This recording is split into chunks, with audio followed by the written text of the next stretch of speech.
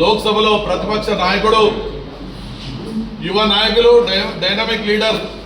రాహుల్ గాంధీ గారి యొక్క జన్మదినం సందర్భంగా ఈరోజు జిల్లా కాంగ్రెస్ పార్టీ పక్షాన వారికి జన్మదిన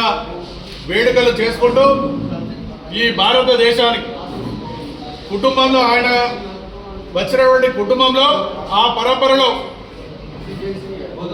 ఈ దేశం కోసం భారతదేశం కోసం ప్రాణాలు త్యాగం చేసి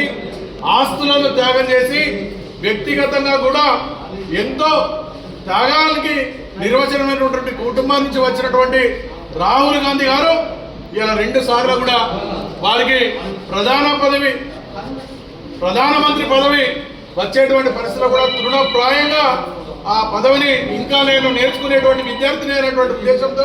పక్కకు పెట్టినటువంటి మాననీయులు రాహుల్ గాంధీ గారు. అలాగే ఆ తర్వాత ఈ భారతదేశంలోని బడుగు బలహీన వర్గాలు కానీ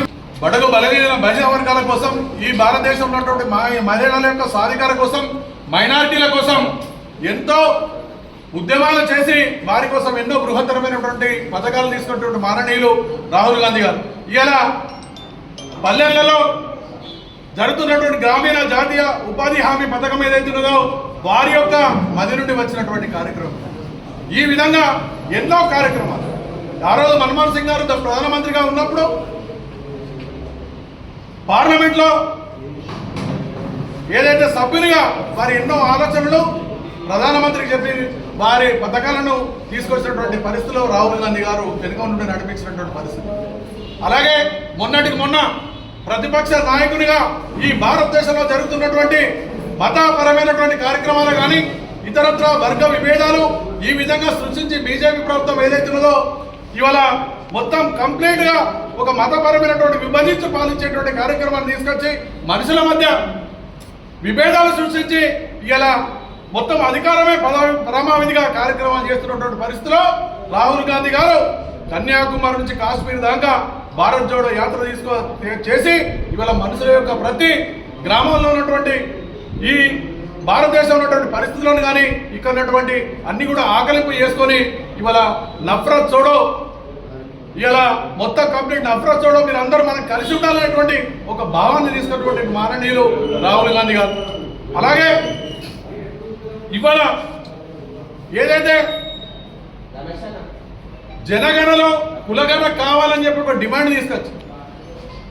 కెత్తే హిస్సాదారి చూసే భాగేదారి అనేటువంటి పరిస్థితిలో మా హిస్సా మాకు ఏ కులంకు సంబంధించినటువంటి వారి యొక్క హిస్సాను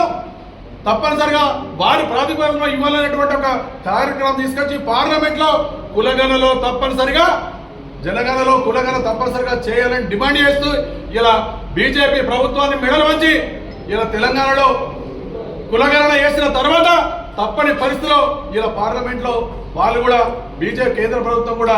కులగణన చేసేటువంటి పరిస్థితి తీసుకొచ్చినటువంటిది రాహుల్ గాంధీ గారు. ఈ విధంగా ఈ భారతదేశం యొక్క అభ్యున్నతి కోసం ఆస్తినే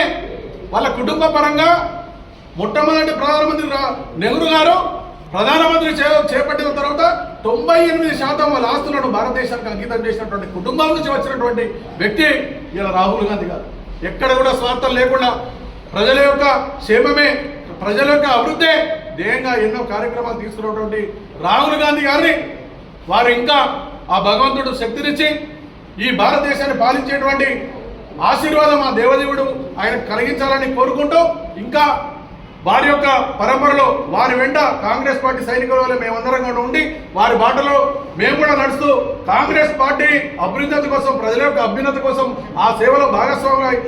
అవుతామని చెప్పి తెలియజేసుకుంటూ మరొకసారి మా నాయకుడు రాహుల్ గాంధీ గారు జన్మదిన సందర్భంగా ఆ దేవదేవుడు మెండు ఆశీర్వాదాలు ఇచ్చి వారికి ఇంకా శక్తిని ఇవ్వాలని కోరుకుంటూ వారికి మళ్ళొకసారి జన్మదిన శుభాకాంక్షలు తెలియజేసుకుంటాం.